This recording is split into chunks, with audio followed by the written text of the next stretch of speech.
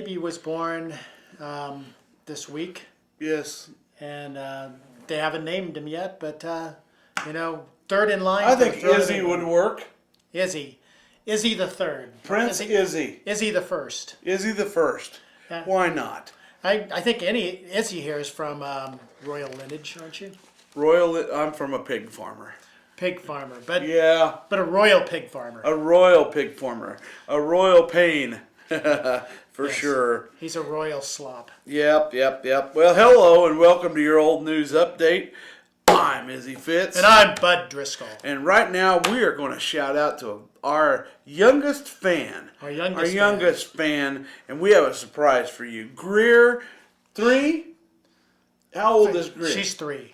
Greer is 3. This many. Congratulations, Greer. It's not your birthday, but we want to just tell you we've been thinking about you, and we appreciate that you watch this show. That's right. And if you will come in and give Izzy a high five, we got a surprise for you. This is a bobblehead. This is what a Salina politician does. Can you see it? Can you see it? This is yours. Yeah. If you'll come in and give Izzy and your grandpa a high five. Excuse me? Yeah, that's right. Well, let's shout out to our paying sponsors now. Paying sponsors. Eagle Crest Retirement Community, 1501 East Magnolia. That's right. Headley's Clothing, 1829 South 9th. That's right. And Smoky Hill Museum, 211 West Iron. That's right. None of you get a bobblehead, though. No, bobblehead. We appreciate you. Bobbleheads for Greer, our buddy. All right, we're gonna get started here. This is a good one. Oh, yeah. Dateline Tesket is a panther prowling Tesket's alleys. 2 Tesket women, Mrs. Jessie Caines and Mrs. J.C. Murdoch, said they saw such an animal Thursday in downtown Tesket. The big cat was seen jumping a fence behind Jessie's beauty shop and the C&B Cafe at about 5:30 a.m. Wow. Mrs. Caines, who operates the beauty shop and lives in the building, said she saw the panther run down the alley and jump over a fence. She had opened the rear door to see what was making her 2 dogs bark. The panther fled. Ottawa County Sheriff Fred Hawkins and Undersheriff Ralph Inlow found an old track that Inlow identified as that of a panther. The track had been made when the ground was muddy and had dried, according to Hawkins. Wow. I wonder if they ever found that. Yeah. Wouldn't want to pet that cat. No way. Okay, well, August 2nd, 1963, the new beach ban on beer. That'll drive you to drink. At Canopolis and other state parks goes into effect Saturday. Guzzlers beware. Guzzler. Violators will be hauled before the Ellsworth County Court. The Kansas Park Authority made new regulation after park beaches were littered with beer cans following recent weekends.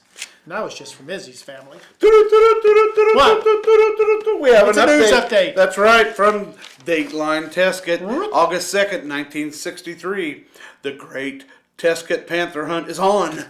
Harry Woody, Tesket farmer and sportsman, has been asked to use his dogs to track the animal reported to be prowling the Saline River and visiting Tesket at night.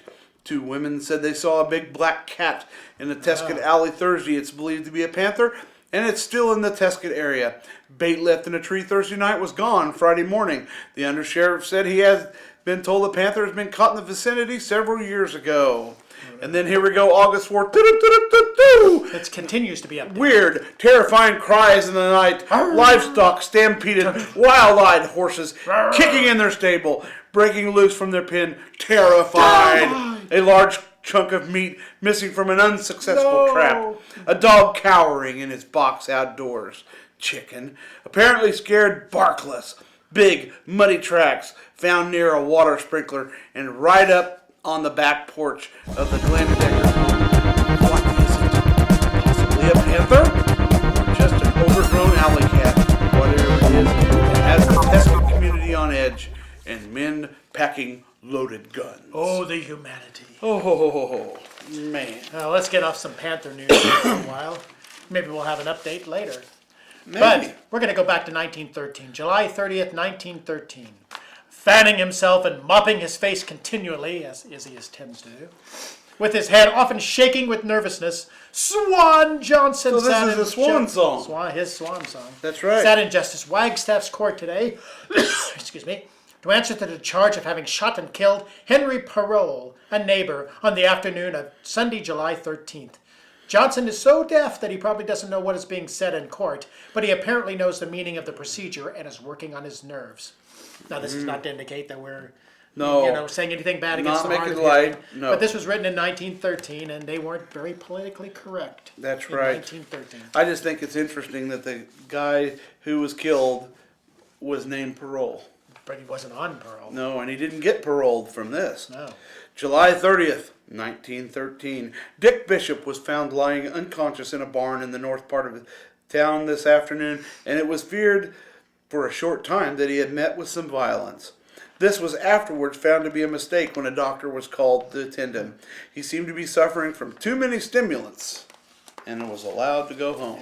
So often is the case. That's right. Read more about the way things used to be in the look back section of Monday's Salina Journal. All right. Happy birthday, Royal Baby, and we'll see you yesterday. Clean your room, Greer.